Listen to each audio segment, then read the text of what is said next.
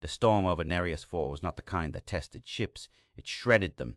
Lightning, the color of molten silver, forked down from bruise-colored clouds, striking the toxic ocean and sending geysers of acid vapor into the air. Waves rose higher than the tallest towers of Jericho's reach, crashing over the reinforced hull of the Drennan Pike with bone-snapping force. Rain hissed as it carved fresh scars into the deck plating. Inside the cramped dive bay, Ravik Arden sealed his helmet, the suit's pressure valves clicking in sequence. The air reeked faintly of ozone and rust. The storm's static was making the bay lights flicker. He checked the readouts, oxygen mix stable, filters calibrated against Nereus IV's corrosive vapors. He'd done hundreds of deep runs in seas like this, but the tension in his shoulders betrayed him.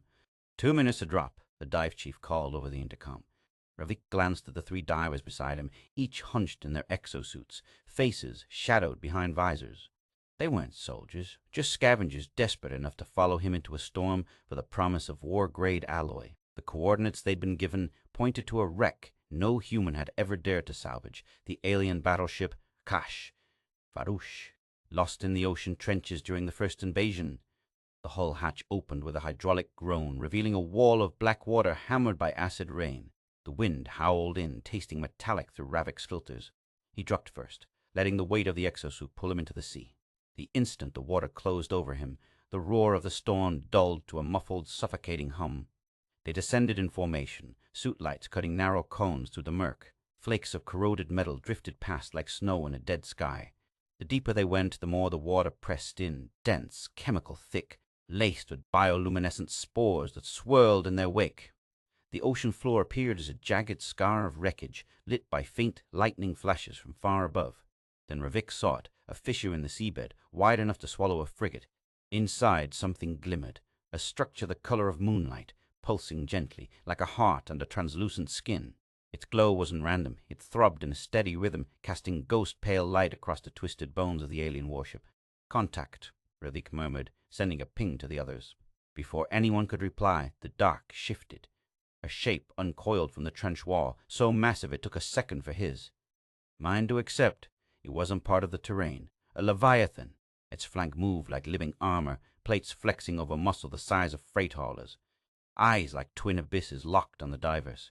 "God almighty," one of the team whispered. The creature surged forward with a speed that defied its bulk, slamming into the Drennan Pike's tethered submersible. The impact lit every warning on Ravik's HUD power fluctuation, hull breach, electrical surge. Sparks exploded in the water as the subsystems died, suit comms crackling with panic. "Reyes is gone! Hail too!" someone shouted through the murk. Ravik saw 2 figures spin away into a vortex of black water and acid foam, vanishing into the trench. The Leviathan wheeled back, jaws yawning wide enough to swallow the sub whole. Ravik's pulse hammered. Between him and the surface lay a predator older than human civilization and a storm that could tear metal apart. Behind him, the alien wreck's hull began to shift, groaning under unseen forces. Pressure sensors screamed as a chain reaction raced through the wreck's fuel cells. An implosion was seconds away. "Jua, no, don, don."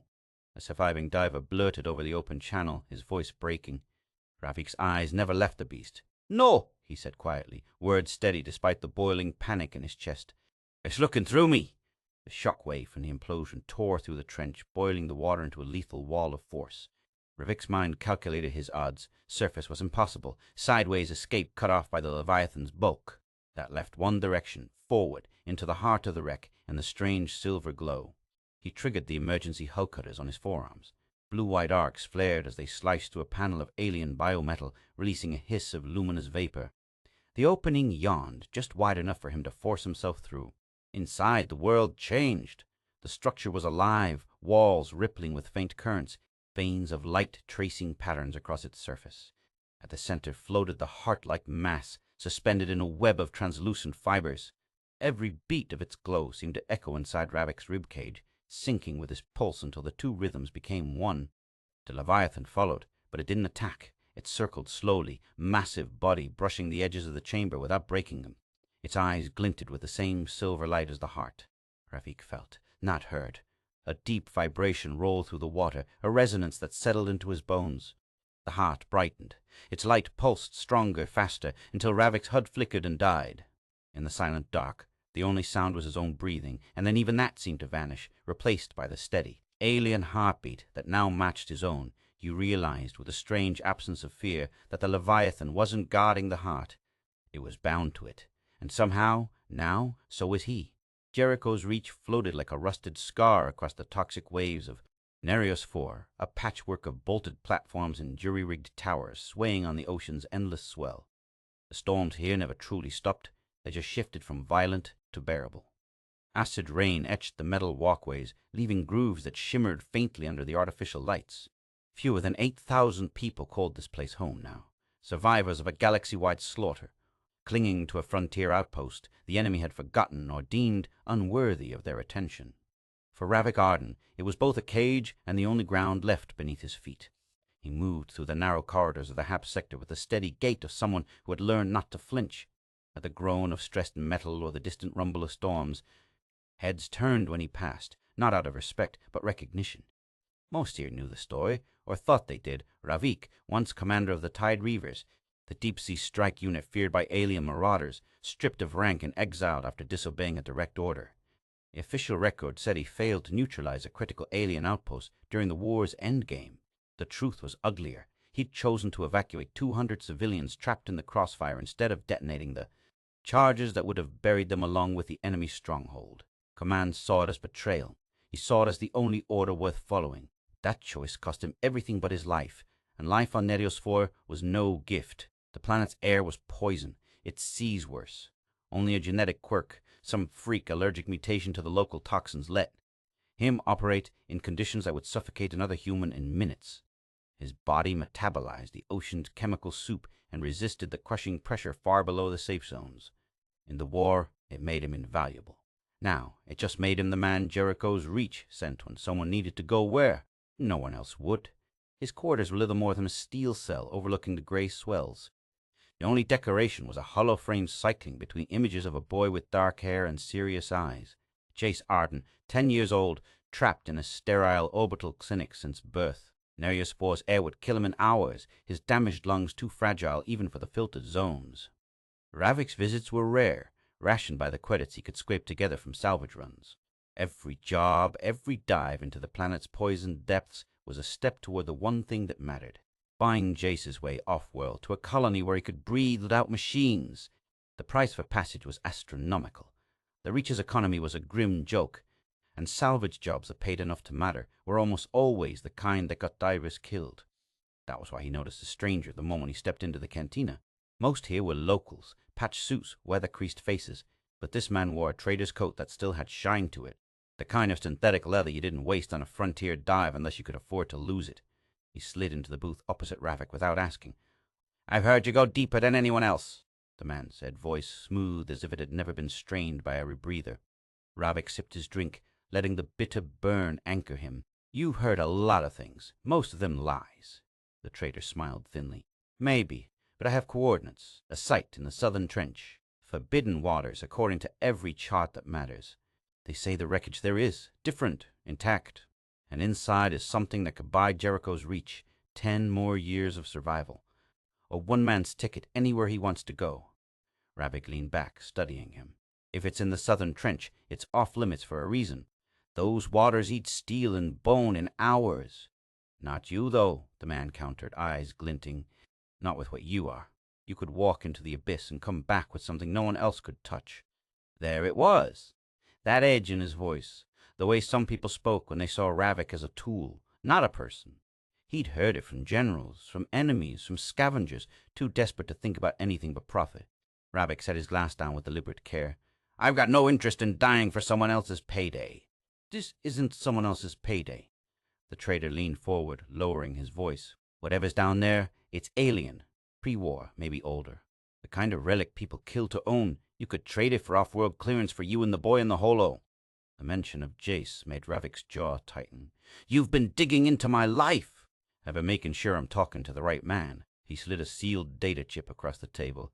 "I'm offering you a choice. Save one, or save thousands." Ravik didn't touch the chip. His eyes locked on the trader's, cold and steady. "I'll save whoever I can," he said, voice flat, "but I don't sell my soul to do it."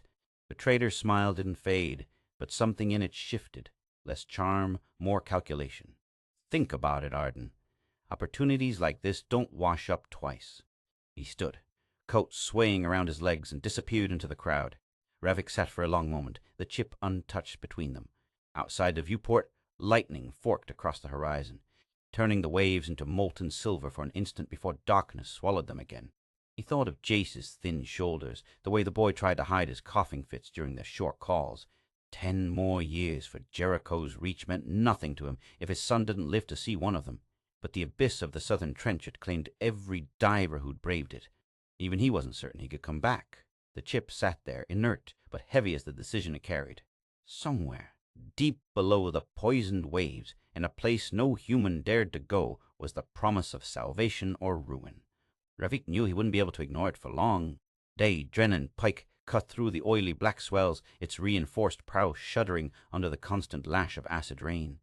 Inside the cramped cockpit, Ravik kept his eyes on the depth readouts as the ocean swallowed what little light bled.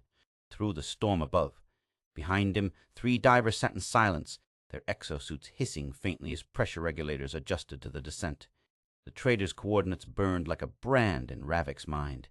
He told himself he was only going to scout, confirm the location, and decide later. But now they were already halfway to the point of no return. The first warning came at 300 meters. The Geiger spikes lit up the console, the bars surging past safe limits. Radiation's climbing fast, Hale muttered over comms, his voice muffled by the suit mic. We shouldn't be here. Ravik ignored him, watching as the sonar painted jagged shapes far below metal ribs of a ship. Long dead, embedded in the trench wall like a carcass pinned under stone. At 500 meters, the light from their suits could barely cut the murk.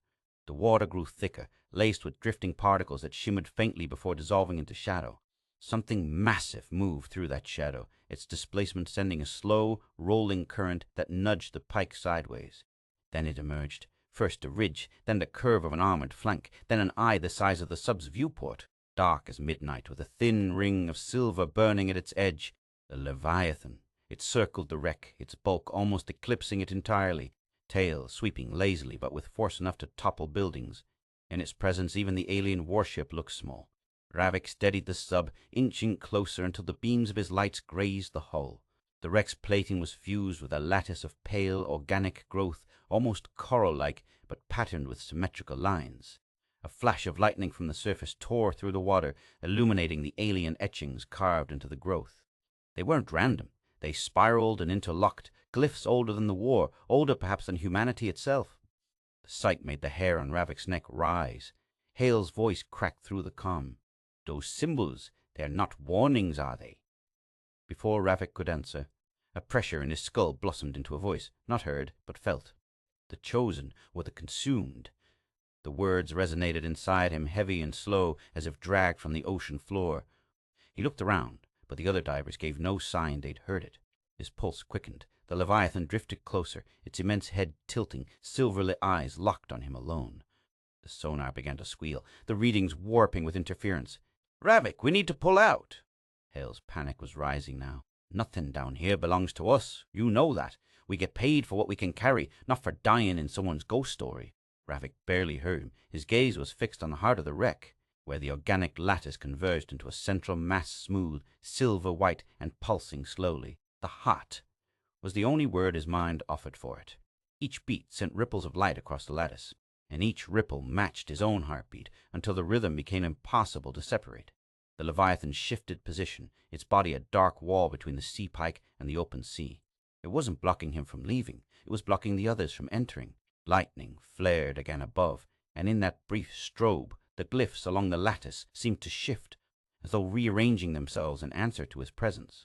The pressure in his skull deepened. "Choose!" Hale was shouting now. "Ravik! Answer me, damn it!" Ravik unlatched the harness, moving to the airlock before reason could catch him.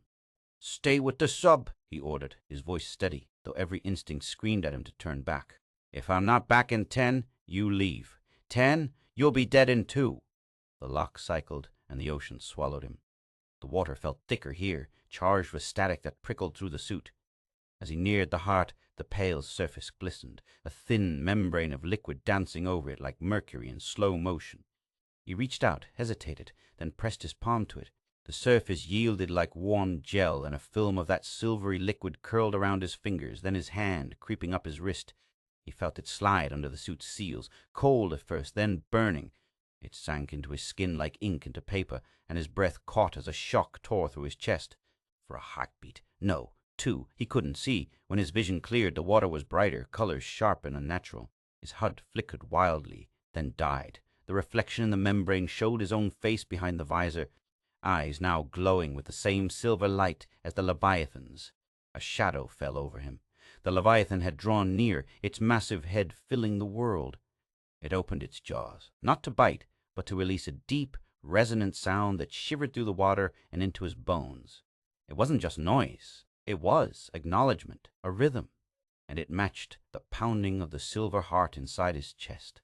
Ravik woke to the sound of water, but not the constant hiss and crash that was the ocean's lullaby on Nereos 4. This was deeper, closer, like the pulse of something enormous moving beneath him. His eyes snapped open, and for a moment he forgot he was still in his suit, lying in the Pike's decompression bay. The filters hummed softly, but he didn't need them. His lungs were full, his chest steady, even though the bay's atmosphere was tainted with the tang of ocean vapor. He pulled off the helmet. The air was acrid and metallic, the kind that made other divers cough blood after minutes. But for him, it was nothing. The journey back to Jericho's reach passed in a blur of half-formed sensations.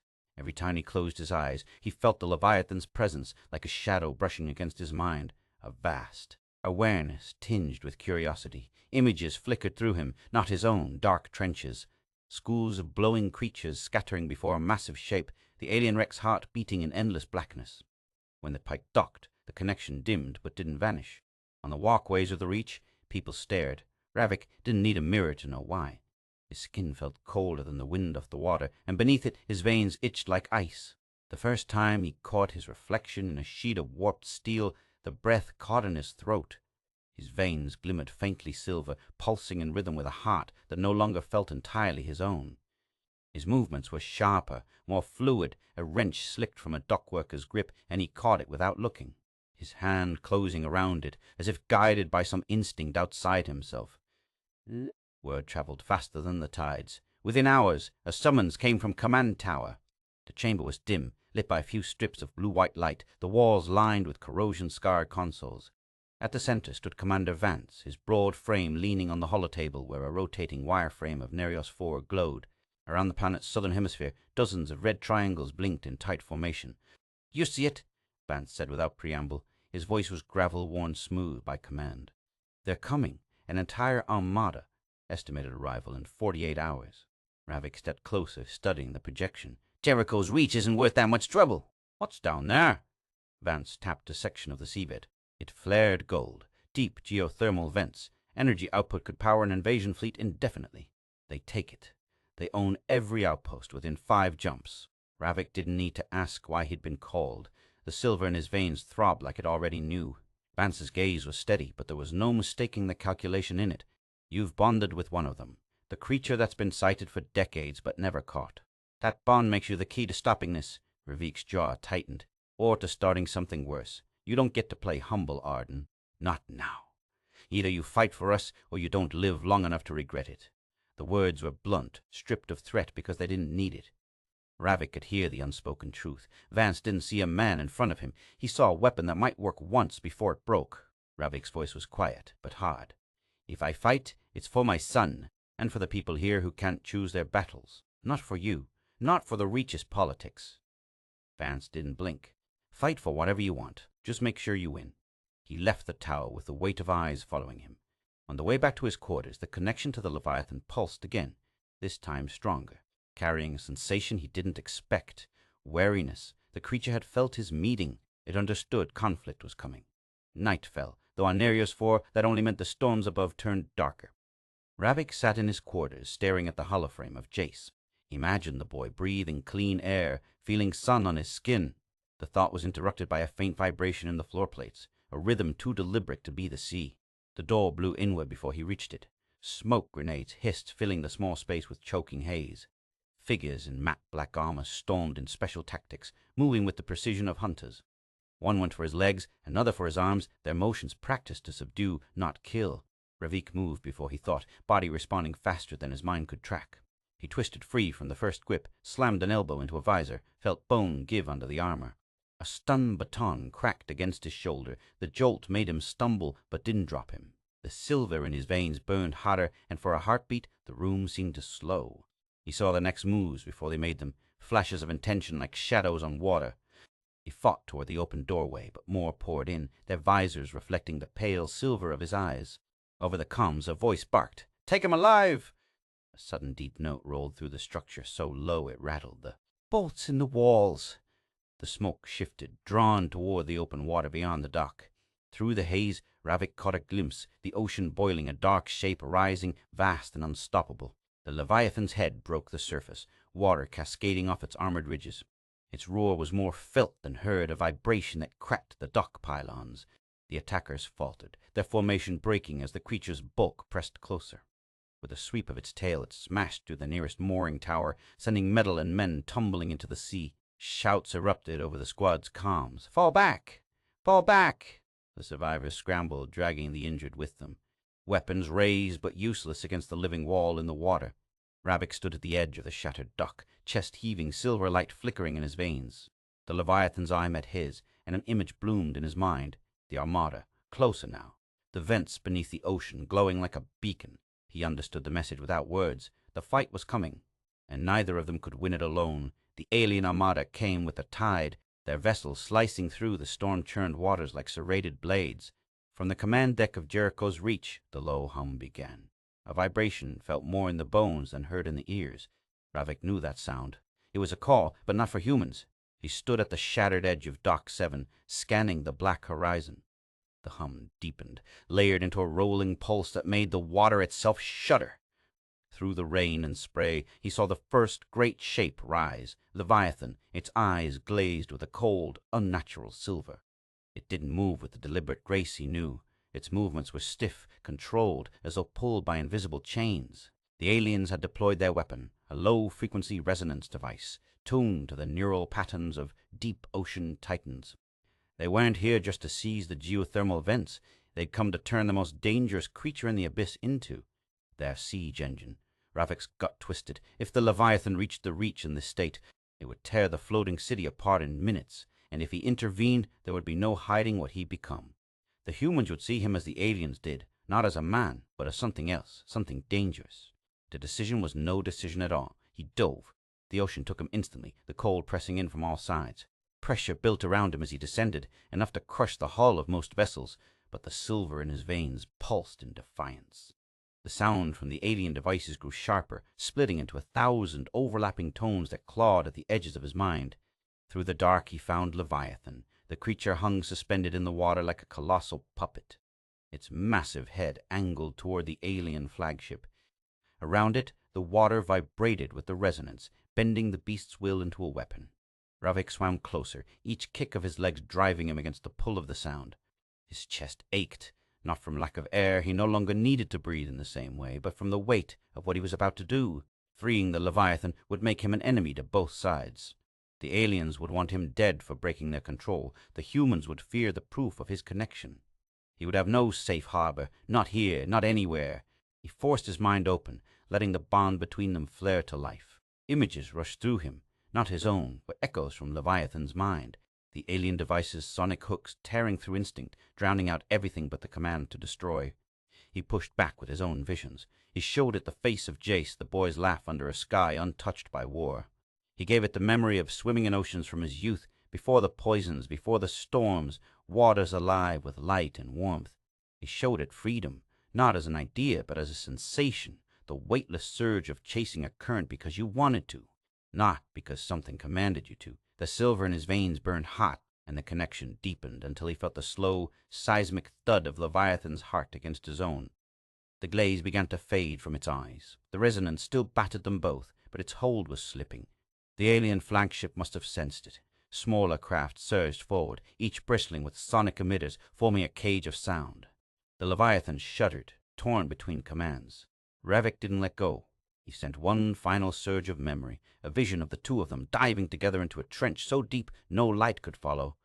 Vanishing from every chain, the Leviathan roared, the sound splitting the water like a lightning strike. The sonic cage shattered as the creature surged forward, breaking free of the invisible leash. Relic clung to the ridge of its head as it turned, fixing its gaze on the alien flagship. The charge was like riding a living tsunami. Leviathan slammed into the flagship's side, the impact ringing through the hull like a death knell. Alien armor plates buckled, massive fractures spiderwebbing across its spine. With a twist of its body, the beast rolled, using its armored ridges to tear through the ship's underbelly. The alien vessel tried to break away, venting clouds of scalding gas, but the Leviathan's momentum was unstoppable. It drove the ship downward, smashing it into a thermal vent. The blast of superheated, toxin-laced water erupted upward, a geyser of death that slammed into two more warships above, ripping them apart in seconds. The ocean became a battlefield of shadows and boiling clouds. Smaller alien craft swarmed in, spitting pulses of energy that hissed harmlessly against the Leviathan's hide. Ravik moved, with the beast directing it with flashes of thought. There, flank left, now dive, strike from below. Every maneuver was an echo between their minds, as seamless as muscle and bone. But then pain, a searing line across his ribs, shrapnel from the flagship's final convulsion. He felt warmth spill into the water, but it wasn't red. Silver bled from him in shimmering clouds, curling like liquid light in the dark. The effect was immediate. The Leviathan slowed, then let out a call unlike any Ravik had ever heard, low, resonant, layered. The ocean answered. From the depths more shapes rose. Leviathans, smaller but no less lethal, their eyes catching the silver light from his blood. They moved into formation without hesitation, their bodies weaving through the wreckage as they tore into the remaining alien ships. The alien Armada faltered. Without their flagship, without control of their weapon, their precision dissolved into chaos. Warships broke ranks, retreating toward the horizon, harried by the pack of ocean titans. Ravik's vision blurred, the cold wrapping around him tighter than before. The Leviathan slowed, circling him, its massive eye holding his gaze. In its depths he saw recognition, not of a master, but of an equal. Then, without a sound, it carried him upward through the wreck-glittered water toward the dim light above. By the time they broke the surface, the alien fleet was in full retreat. Jericho's Reach loomed in the distance, battered but still standing. Rain hammered down, hissing against the Leviathan's armored hide, washing his silver blood into the sea. Ravik lay against the ridge of its head, chest heaving. He knew the humans would see what he had done and what he had become. The moment he stepped back onto the Reach, he would be marked by both sides. But for now, with the alien fleet shattered and the Leviathan free, he let the moment stretch. The bond between them humming like the deep heartbeat of the ocean itself. The sea was still churning with the debris of battle when the last alien vessel slipped beneath the toxic horizon. Fires burned in the distance where wreckage floated, their orange glow swallowed slowly by the acid rain. From the observation deck of Jericho's Reach, survivors stood in stunned silence, watching the impossible. The Armada that had come to erase them had been broken and scattered. The city would live another day, but not without a cost. Ravik emerged from the docking bay with movements slower than he intended, his body adjusting to the shift from water to air. The stares came instantly. Men and women he had saved leaning back as he passed, their eyes caught on the silver glow beneath his skin. It traced his veins like liquid metal, pulsing in time with a heartbeat that was no longer entirely human. His breath was steady, unnervingly so, and his vision cut through the dim light as if the shadows were water. The transformation was no longer something he could hide. By the time he reached the med bay, word had already spread. The door opened, and there was Jace, smaller than the image in the holoframe he'd carried all these years. The boy's face pale from the artificial air of the orbital clinic. The medics had brought him down now that the battle was over, his lungs safe under layers of filtered atmosphere. Jace froze when he saw him. The boy's gaze darted to the silver lines in his father's skin, to the strange stillness in the way Ravik stood, the way the rainwater beaded and rolled off his skin without soaking. For a moment, the space between them felt wider than the years they had spent apart. Bah! Jace's voice was small, uncertain. Bah! Va! Va! Da! La ba! Ja! Ravik crouched to meet his eyes. The silver in his own reflected the med bay lights, but his voice was steady, warm. Cha! Ka! Kamon! Da! Ne! Ne! Va! Something shifted in Jace's expression, but it wasn't relief. It was the careful, quiet study of someone trying to decide if they were speaking to a stranger or to the man they remembered. Before either could say more, the medbay doors hissed open again. A squad in the dark blue armor of the Union's Enforcement Corps stepped inside. Their leader, a tall officer with a data slate in hand, spoke without ceremony. Ravik Arden, by order of the Unified Command, you are to be taken into custody for classification as a high-risk biological asset. His tone made it sound less like a charge and more like the reading of property rights. The medics bristled. "He just saved every life on this station. That's exactly why the Union wants him," the officer interrupted. "His condition makes him dangerous and valuable." Ravik stood slowly, putting himself between the soldiers and his son. His eyes caught the officers, holding them without a word.